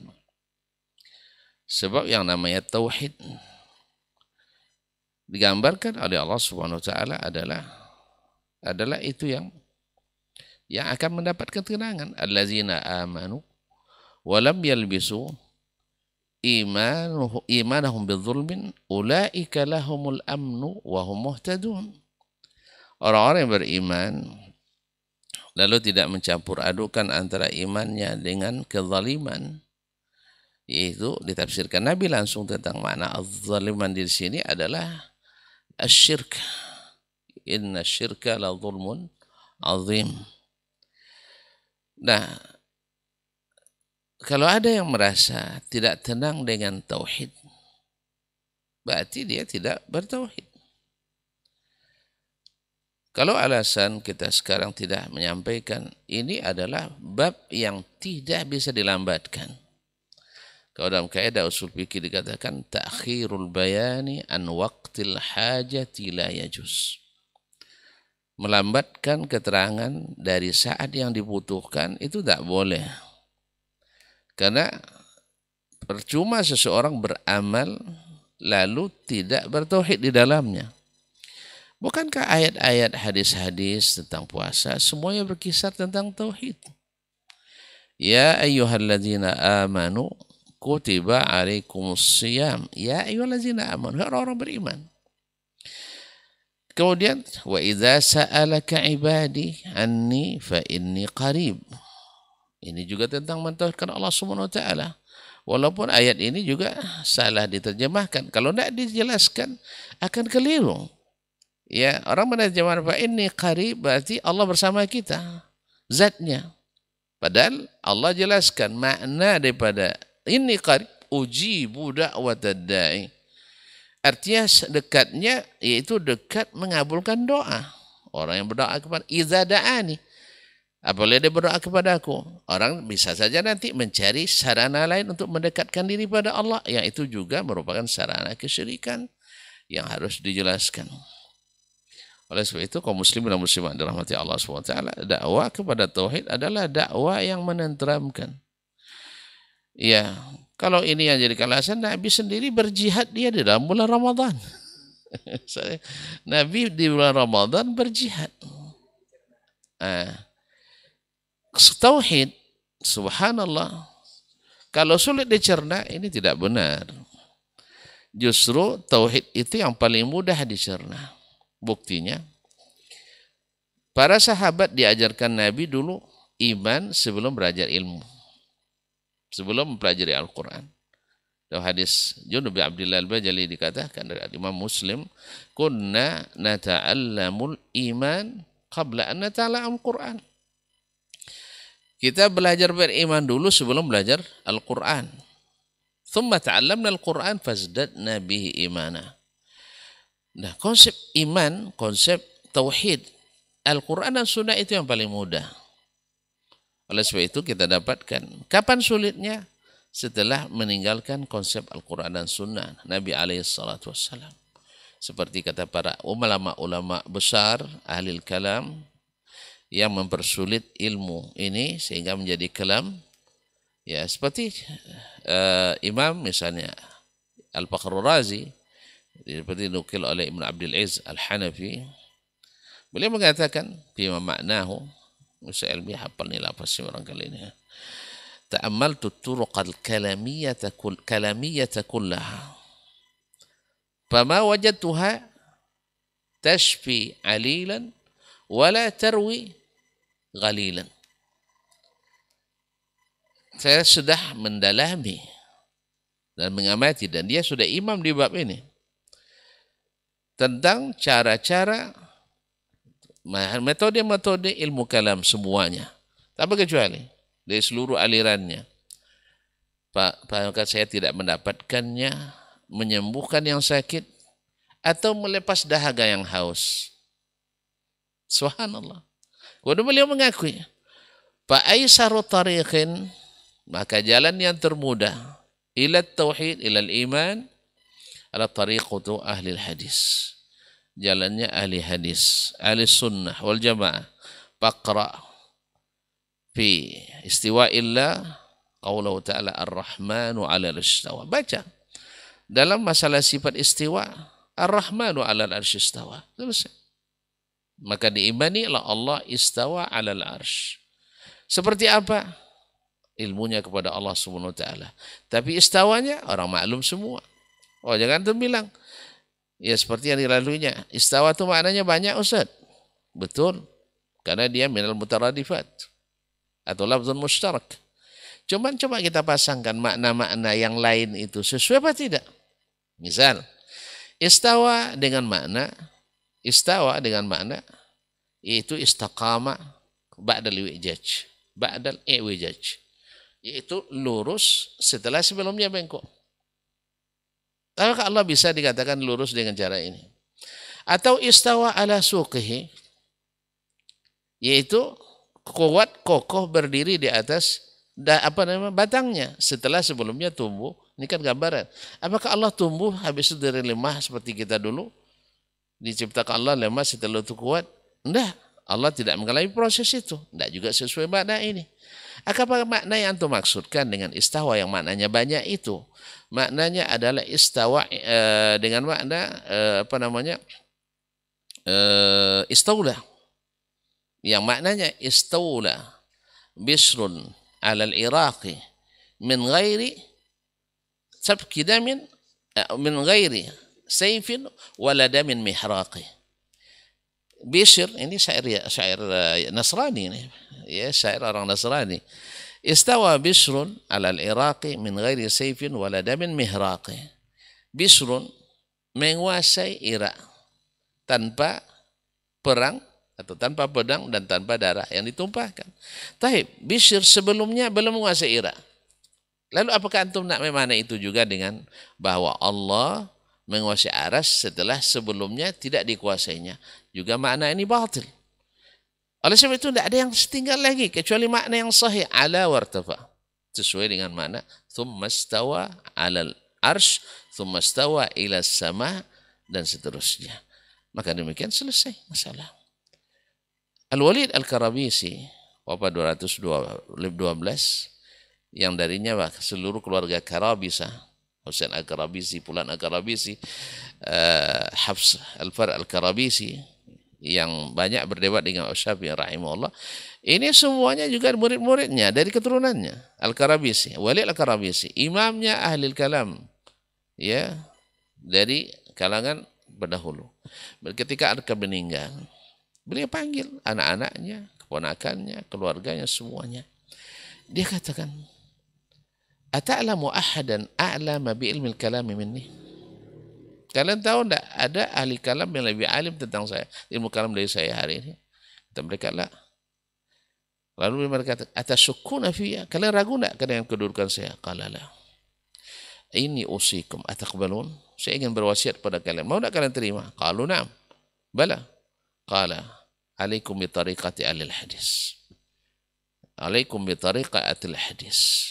Ikutilah cara ahli hadis dalam beriman pada Allah Subhanahu wa taala. Karena Al-Qur'an, sunnah, ijma'. Dan ini turutan dalil. Al-Quran, sunnah, ijma'. Kenapa tidak usah masukkan qiyas? Karena qiyas tak masuk. Allah tak bisa diukur dengan qiyas.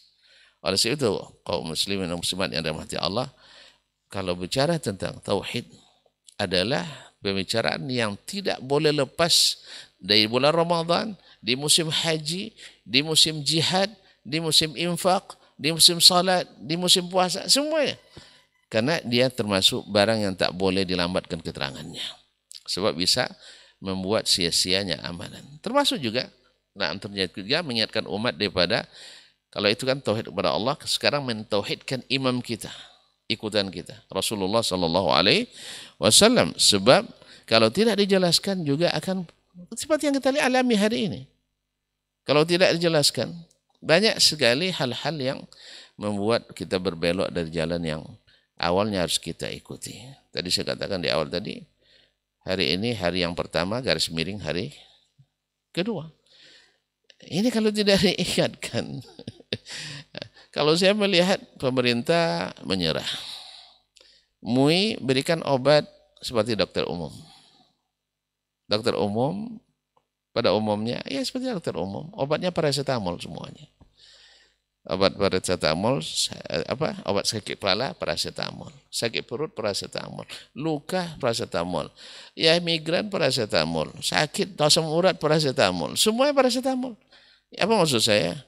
Ya saling memahami saja. Ini kan masih kerangka perbedaan. Subhanallah, kita inginnya, berharapnya ulama-ulama besar itu menjadi dokter spesialis, bukan hanya membuat penenang, tapi penyelesaian masalah. Sumbernya, akarnya di mana? Akarnya di mana? Saya lihat akarnya meninggalkan sunnah Nabi Sallallahu Alaihi Wasallam, menjadikan ikutan kita ditinggalkan dengan alasan ini dan itu. Akhirnya yang naik adalah ego-ego akademis, ego-ego keilmuan, dan mungkin juga akan masuk kepada ego ormas dan sebagainya. Maka dan kadang-kadang yang di bawah-bawah seperti kita-kita ini korban aja. Ya ingin kita sebenarnya aman, nyaman, damai, tentram, tapi akhirnya enggak juga. Akhirnya semuanya paracetamol. Nanti pas hari raya kambuh lagi sakitnya, dikasih lagi paracetamol. Ya gimana nanti, ikhwan, akhwat yang dirahmati Allah SWT. Awak sholat tarawih tiba rombongan takbiran di depan masjid.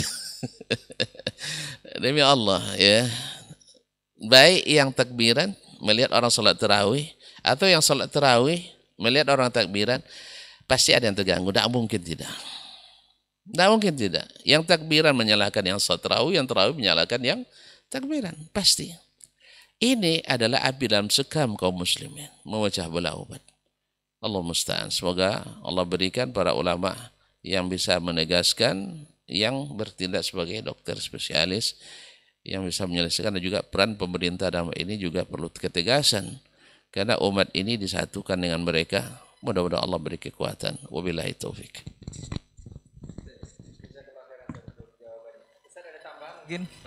Masya Allah. Fadal Ustaz. Baik, bismillahirrahmanirrahim. Saya kira tadi sudah banyak yang disampaikan oleh guru kita, dan karena ini adalah masalah yang penting, krusial, jadi saya ingin menambahkannya sedikit. Kalau tadi dikatakan bahwa dalam Ramadan ini tidak usah bicara tauhid karena itu akan ribet atau sulit untuk dicerna, tidak menenangkan, saya kira itu sangat tidak betul.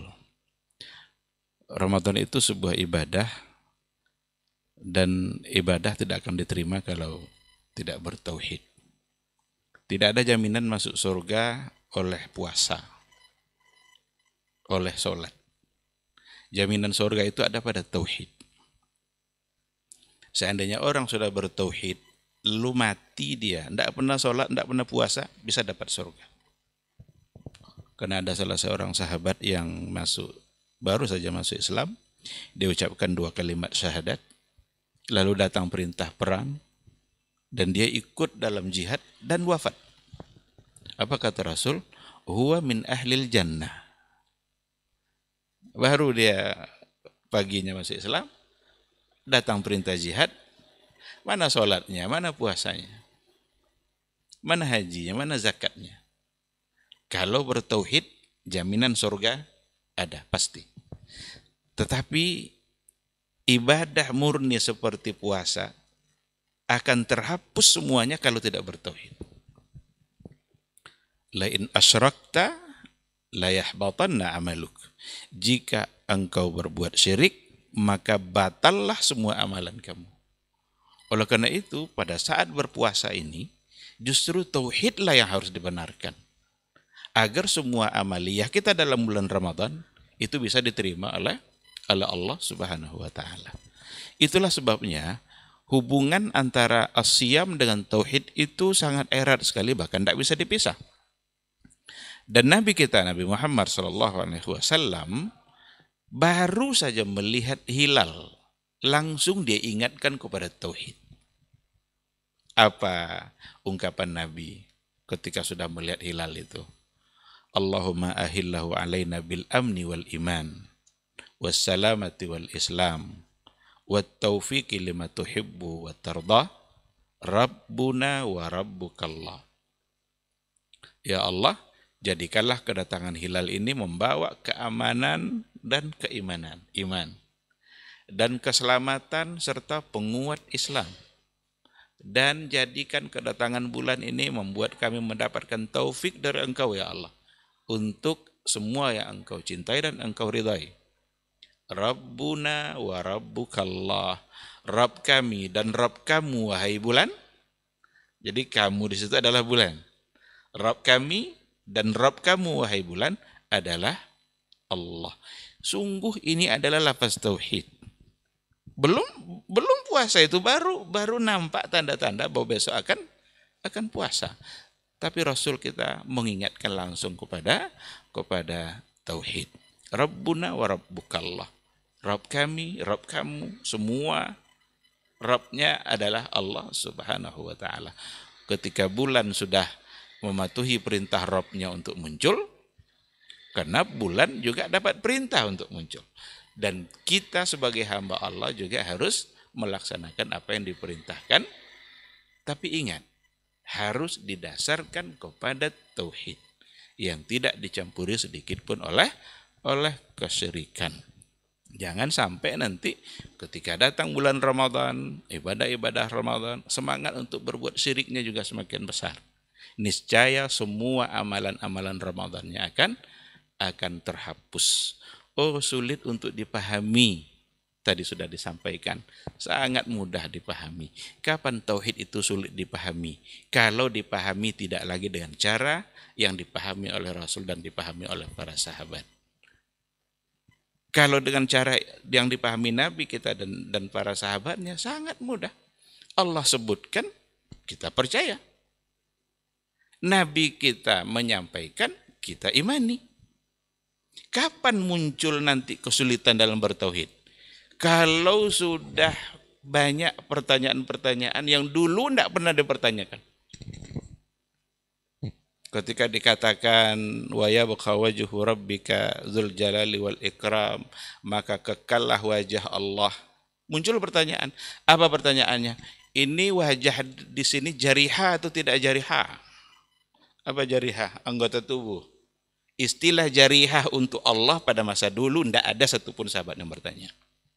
Mereka hanya beriman dan percaya. Dan yang pertama kali percaya itu adalah Rasul kita yang mulia, sallallahu alaihi wasallam. Maka Nabi selalu berdoa.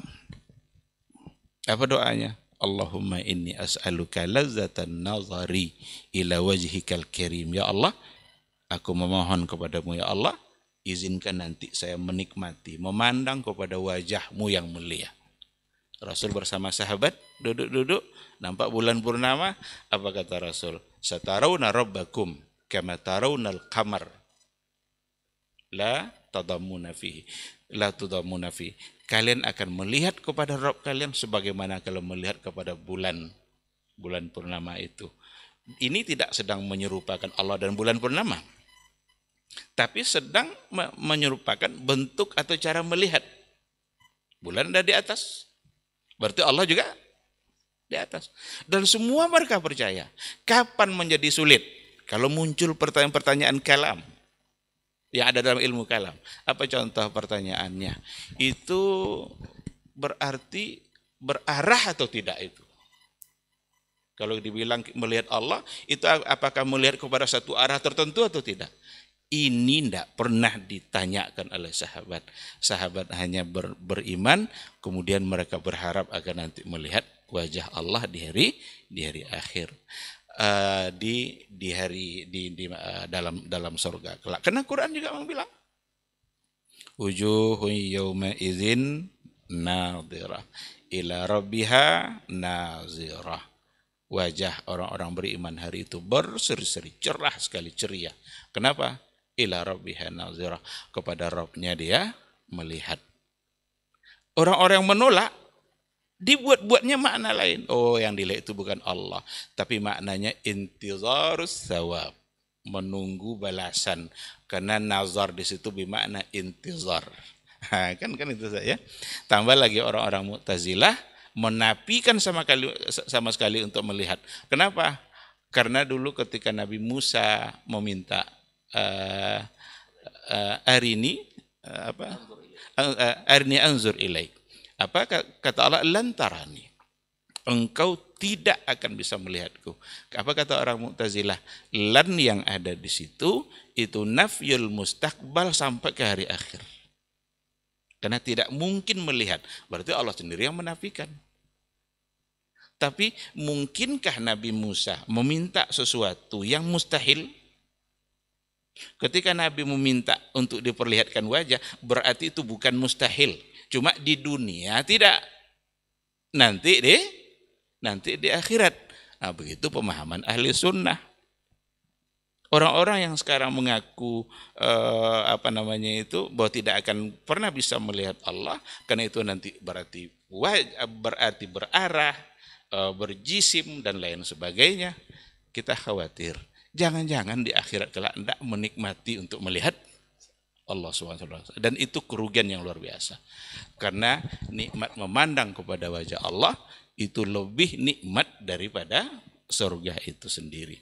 Lebih besar nikmatnya daripada nikmat surga. Nah, oleh karena itu, agar tidak sulit dipahami, jangan cari cara lain. Jangan berbelok-belok dalam memahami Allah. Pahami sesuai dengan yang ada dalam Al-Quran. Pahami dengan apa yang ada pada hadis Nabi, tanpa mencoba untuk mengkelok-kelokkannya kemana-mana, menganalisanya, kalau begini jadi begini, kalau nanti begitu jadi tidak pas, begini lain sebagainya. Itu barangkali untuk makhluk, bahkan makhluk saja tidak pas untuk diterapkan semua kaidah-kaidah seperti tadi. Mari sama-sama kita mudahkan dalam beragama ini. Agama ini sangat mudah dalam berakidah, mudah dalam bersyariat. Orang saja yang kadang-kadang mempersulit dirinya dalam beragama. Maka ulama-ulama dulu, tokoh-tokoh ahlul kalam, memang banyak mereka yang kembali dan menyesali apa yang telah dia lakukan. Karena apa yang mereka lakukan berujung pada kebimbangan. Itu disebutkan oleh Al-Izz ibn Abdissalam dalam syarah Al-Aqidah At-Tahawiyah. Seperti tadi Imam Ar-Razi, Ibn Abil Izz, Al-Juwaini pun disebutkan di situ ungkapan dia itu. Saya wafat ha'anazah katanya. Jadi setelah dia sebutkan penyesalannya, tinggalkan itu semua, ha'anazah, ini saya yang wafat ala aqidati ummi. Wafat di atas akidah ibu saya. Karena ternyata dia telah menyimpang dari apa yang diajarkan oleh ibu maknya sendiri. Imam Ar-Razi juga seperti itu. Untuk isbat, ini ayatnya. Ar-Rahmanu 'alal 'arsy istawa. Untuk nafi ini ayatnya, laisa kamitslihi syai'un. Jadi isbatkan keberadaannya, nafikan keserupaannya. Bahwa dia tidak serupa dengan apapun, itu harus dinafikan. Sekira itu ya, tapi ada yang kedua tadi, apakah ada hal-hal yang dalam bentuk kebenaran tentu tidak boleh kita menyembunyikan. Dulu Hudzaifah ibn Yaman itu di antara sahabat yang sering diberikan hadis-hadis oleh Nabi gitu Ustaz ya. Bolehkah saya sampaikan ini? Kata Rasul, tunggu dulu, nanti mereka akan bersantai-santai nanti dengan dan mengetahui itu. Itu bukan berarti melarang untuk menyampaikan, tapi menunggu saat di mana tepat untuk disampaikan. Pada akhirnya memang Hudzaifah kalau tidak disampaikan dia akan merasa bersalah, maka sebelum wafatnya dia menyampaikan. Oleh karena itu, kita pun sekarang al-haq, kalau memang itu jelas dalam Quran dan Sunnah, maka perlu untuk kita sampaikan. Cuma mungkin dengan konsep hikmah tadi, ada hal-hal yang barangkali perlu agak direm sedikit, ada yang digas, tapi ada yang perlu direm dalam menyampaikan, bukan untuk menyembunyikannya. Kalau untuk menyembunyikannya tentu tidak dibenarkan. Mungkin sisi ini mungkin mau ditambah sama guru kita. Taip. Saya sudahi, terima kasih. Nah, fadhil Ustaz. Jazakumullah khairan. Untuk poin yang kedua tadi, memang ada perintah dari Nabi SAW, itu khatibun nas ala qadri uqulihim. Ada beberapa hal yang tidak bisa diterima oleh akalnya orang-orang awam. Atau bisa saja orang yang baru masuk Islam. Saya ingat cerita salah seorang doktor, Muhammad Abdul Karim Al-Khadir dari Arab Saudi. Beliau pernah menjadi da'i di Afrika. Melalui salah seorang mahasiswa kita atau tamatan Universitas Islam Madinah, seorang bupatinya ingin masuk Islam. Tapi di sana itu pangkat bupati tidak lebih tinggi daripada pangkat kepala suku. Dia kepala sukunya. Jadi jabatan kepala suku itu lebih ditaati orang daripada jabatan bupati. Tapi sekarang dia bupatinya, dia kepala sukunya. Dia masuk Islam. Karena orang seperti ini kalau masuk Islam diharapkan banyak yang akan mengikutinya. Di bawahnya, di sukunya tidak kurang daripada 35.000 orang. Di bawah kenalinya, sukunya. Jadi diundanglah Syekh dan juga dari perusahaan kedutaan besar Arab Saudi. Di saat orang itu hadir, ramai sekali, 35.000 hadir. Karena mereka menganggap ini momen besar itu. Momen yang ini. Melihat ramainya orang datang, seperti kisah Heraklius, ya, dia sudah yakin mau masuk Islam, tapi melihat orang tidak ini, akhirnya dia tidak jadi. Akhirnya dia tak keluar. Ditanya sama Syekh, pamanmu ponakannya, kenapa pamanmu tidak keluar? Tanya ke dalam. Katanya, saya undurlah dulu masuk Islam. Tidak jadi sekarang. Orang sudah berdatang, tamu-tamu undangan ke negara sudah pada datang. Lalu kata Syekh, ini dah da'i, diperlukan, jadi kan da'i itu harus punya kecerdasan. Ya, kecerdasan mencari solusi. Dan tentu saja ini dari ketakwaan seorang. Nah, jadi dia tidak bisa. Dia ingat doa Nabi Ibrahim, waj'al af'idatan minan nasi tahwi ilaihim. Jadikan hati-hati manusia. Dia tak seperti orang beriman, dia hati manusia. Tahwi ilaihim, ingin untuk sampai ke Makkah. Maka dia tawarkan pertama, kalau pamanmu hari ini tetap bersyahadat, saya janjikan dia haji ke Makkah gratis. Pada saya kata dia bilang, dia menyampaikan, saya belum ada jaminannya waktu itu, belum ada duitnya kan. Tapi dia berani kan.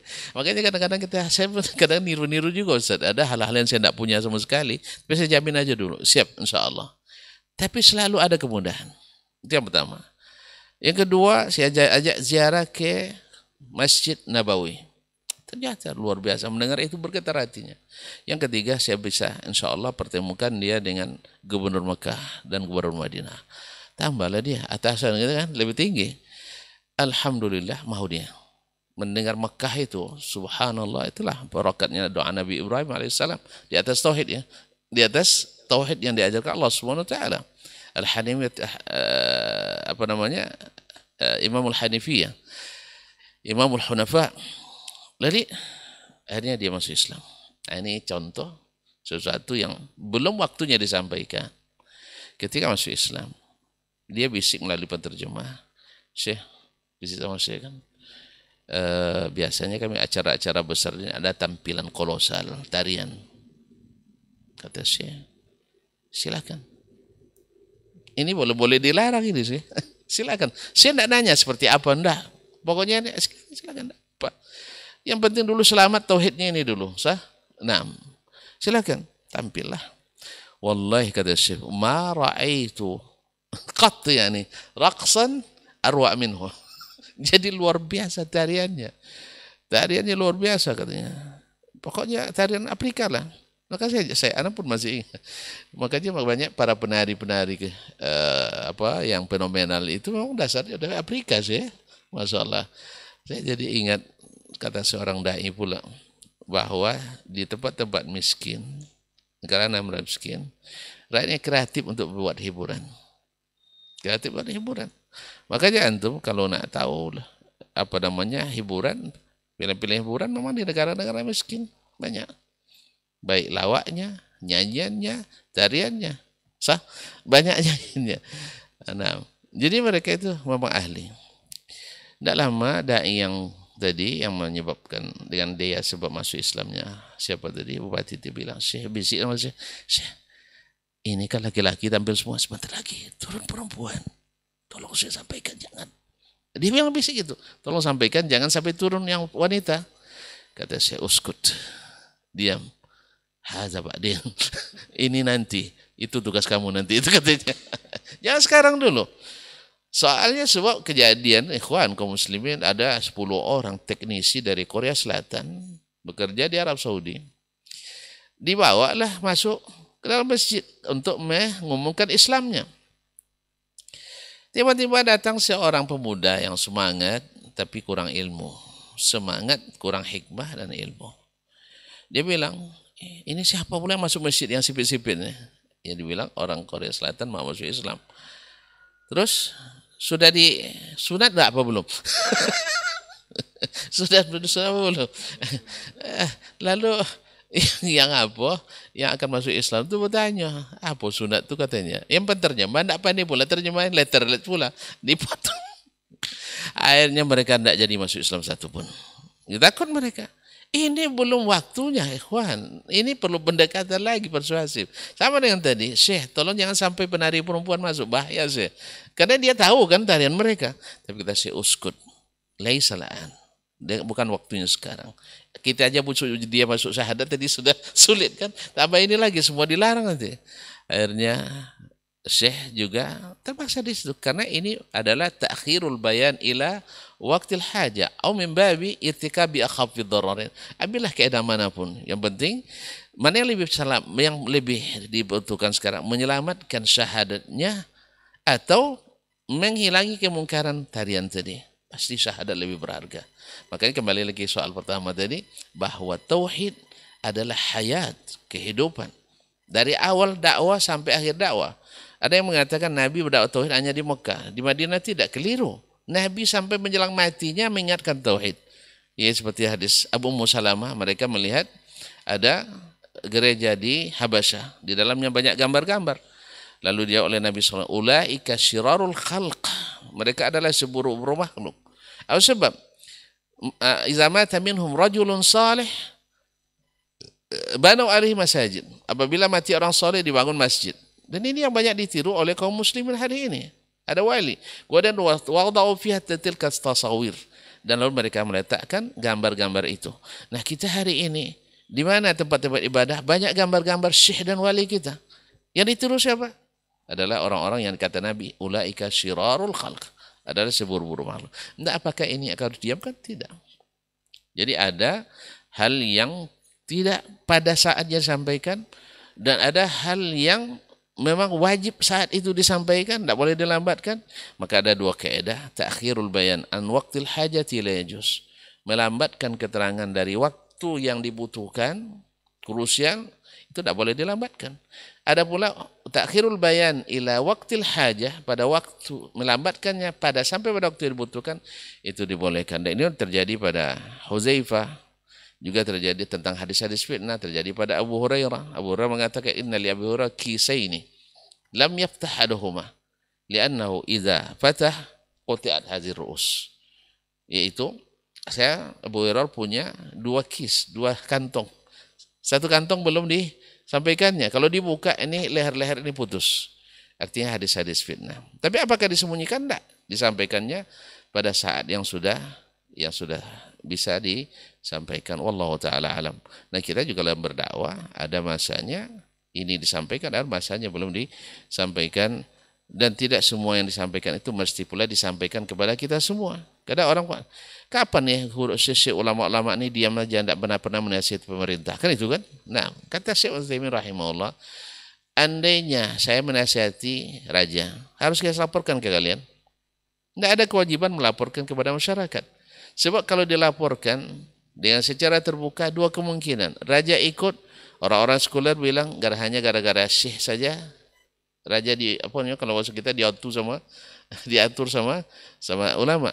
Kalau dia tolak, lebih parah lagi, dasar pemimpin yang zalim, hanya mengurangi nilai pemerintah di mata masyarakat. Oleh sebab itu maka sebaiknya maka ada hal-hal yang bisa disampaikan terang-terangan, ada yang tidak mesti disampaikan secara terang-terangan. Ada yang mestinya hari ini disampaikan seperti tauhid tadi dan masalah-masalah terima atau tidaknya amal, dan ada yang kalau tidak berpengaruh pada amal ditolak atau diterima, maka boleh dipilih waktu yang lebih tepat, tempat yang lebih tepat, dengan cara yang lebih tepat, dan itu adalah hikmah seperti kata Imam Al-Ghazali rahmatullahi alaih. Terima kasih. Wassalamualaikum warahmatullahi wabarakatuh. Waalaikumsalam warahmatullahi wabarakatuh. Taib jazakallahu khairan untuk jawabannya dari 2 pertanyaan yang sudah masuk tadi di 082174909911 terkait tema atau bahasan kita di Diktat di 1 Ramadan 1445 Hijriah di kesempatan hari ini. Sepertinya itu pertanyaan terakhir atau momen terakhir yang bisa kita sampaikan untuk hari ini. Jazakumullah khairan untuk ilmu dan juga waktunya. Mudah-mudahan apa yang kita diskusikan untuk hari ini bisa bermanfaat untuk kita semua dan kita terapkan dalam kehidupan sehari-hari, juga dikabarkan kepada keluarga terdekat kita. Afwan untuk semua salah kata nakilah bicara, insya Allah pekan depan jika waktu memungkinkan kita akan bersama lagi dengan tema yang berbeda.